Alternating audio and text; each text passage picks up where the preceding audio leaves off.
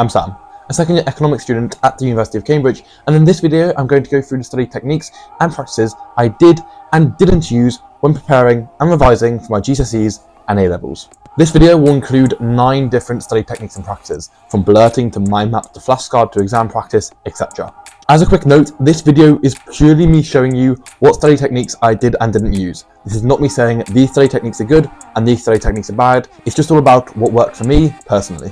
So with all that said and done, let's get straight into the video. Study technique number 1 is flashcards. Now flashcards are probably one of the most common study techniques out there. They're a great way to effectively incorporate active recall into your study routine, and with effective systems, they can also be a great way to introduce spaced repetition. Now for my GCSEs, I mainly used paper flashcards, and that's because I was yet to learn the wonders of online flashcard apps such as Brainscape, Anki, Cram, etc.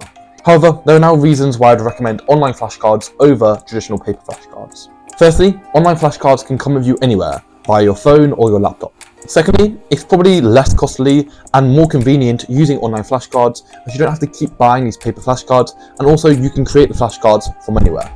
And thirdly, I've personally found it much easier to incorporate spaced repetition when using online flashcards as opposed to paper flashcards. So, for my A-Levels, I primarily used online flashcards, and the app that I used during my A-Levels was Brainscape. Now, if you so happen to be studying physics or economics A-Levels, luckily for you, I have linked to these flashcard decks, which I personally created and used in the description of this video if you want to go check them out. But since completing my A-Levels and continuing my studies on at university, I've since come to the conclusion that I personally believe that Anki is the best flashcard app. So if you were now to ask me what flashcard app I'd recommend the most, it would have to be Anki. That being said, your specific choice of flashcard app is very low down in the importance rating. What's much more important is being consistent with the creation and use of these flashcards. So I personally very much did use flashcards, and I found them to be one of the most useful and effective techniques there were. Study technique number 2 are mind maps. Like flashcards, mind maps are one of the most popular and most commonly used study techniques. However, unlike flashcards, they're not a study technique I consistently used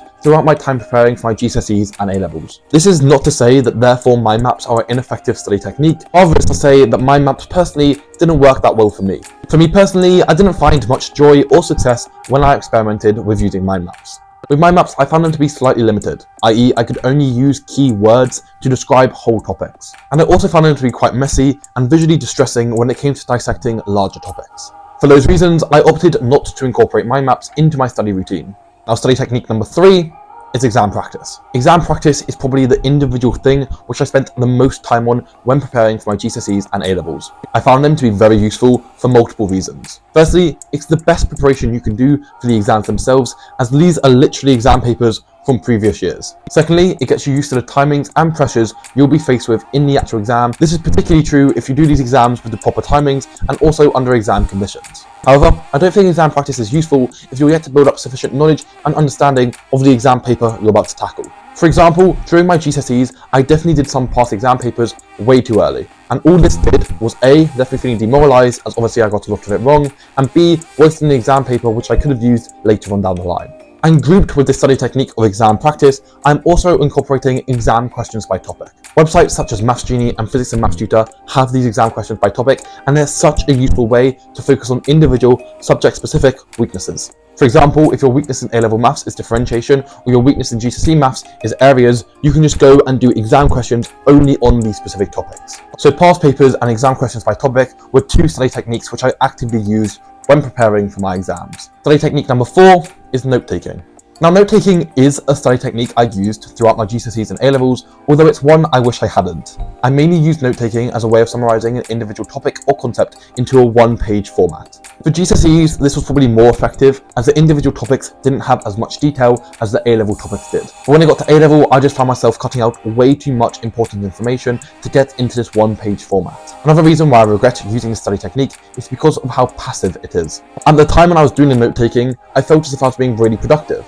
However, looking back, I was just copying from a screen or a textbook and wasn't actually engaging my brain into the things I was writing down. For me, spending that same amount of time creating or using flashcards would have been much more effective. Study technique number 5 are revision timetables.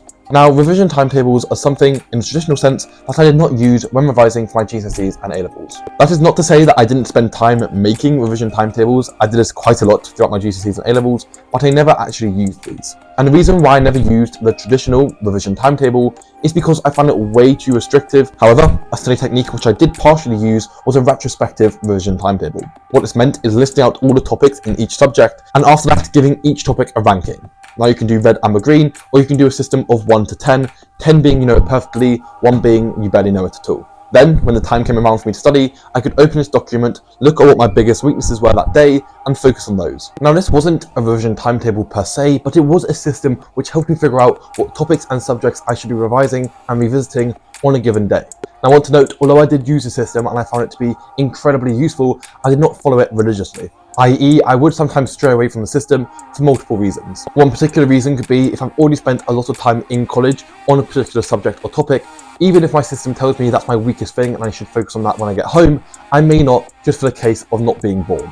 Just because I may already be bored of that topic on that particular day. So yes, the use of revision timetables was something I did use in some form, but not in a traditional sense. Study technique number 6 is highlighting or underlining. Now, quite simply, this refers to when people read through either some work on a textbook or some work they've written down themselves and highlight or underline the important pieces of information. This is a study technique which I stayed away from, and there is one main reason for this, and that is because it is quite a passive thing to do. Like the note-taking which I talked about earlier, it's something which makes you feel as if you're doing work and being productive, but actually there's very little utility to doing so. And the way I figured out it had very little utility is because early on in my academic career, I could do a lot of highlighting and actually look back and realize I have learned very little, if anything. Again, this is not to say if you have a system where highlighting works really well for you, you shouldn't be using it. You absolutely should. It's just to say for me, it never really worked.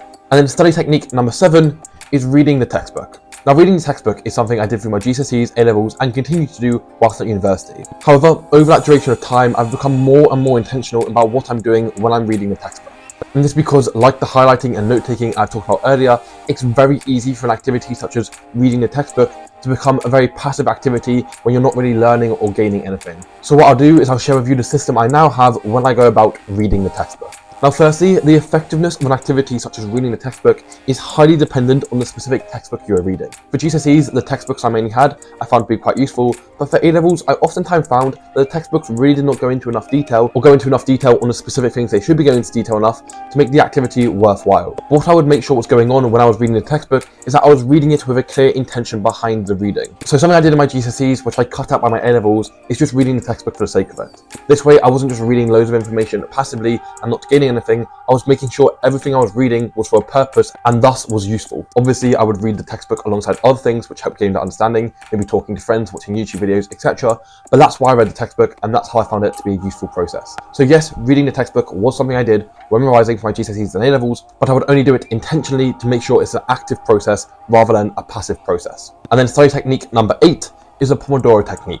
For those of you unaware, the Pomodoro Technique is a technique which can be used which dictates when you should and should not take breaks, i.e. it tells you when you should be working and when you should be taking breaks. There are many different adaptations and variations of the Pomodoro Technique, but I'll give you one example.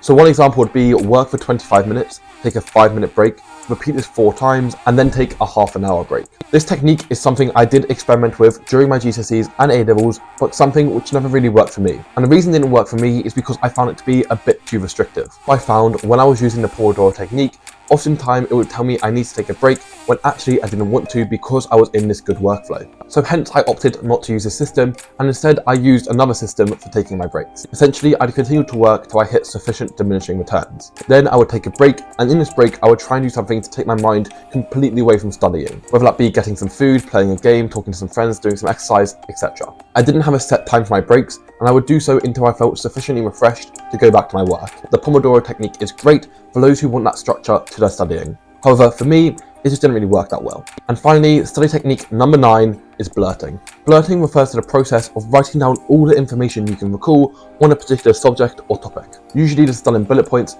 just for the sake of making it not a lengthy process. Now, blurting is good because it's an active study technique, i.e. you're actively engaging your brain and picking up pieces of information rather than a more passive technique. However, it's a technique which didn't really work that well for me, and hence I did not really use it that much. And the reason for that is because it lacked too much structure for me personally. Now, when I'm recording information and incorporating active recall, I like doing so in a structured way, i.e. having a prompt or question which I have to answer. I like the idea of having a prompt leading to a response rather than just having all these responses with no prompt. And so it didn't really work for me personally, and I didn't use it. So there it is. Those are 9 study techniques and practices I did and didn't use when revising for my GCSEs and A-Levels. I just want to apologise for the format of this video with the audio and video quality. I will fix it for next time. If you got to this stage of the video, thank you so much for watching. Any questions or queries, leave them down below, and I'll see you soon.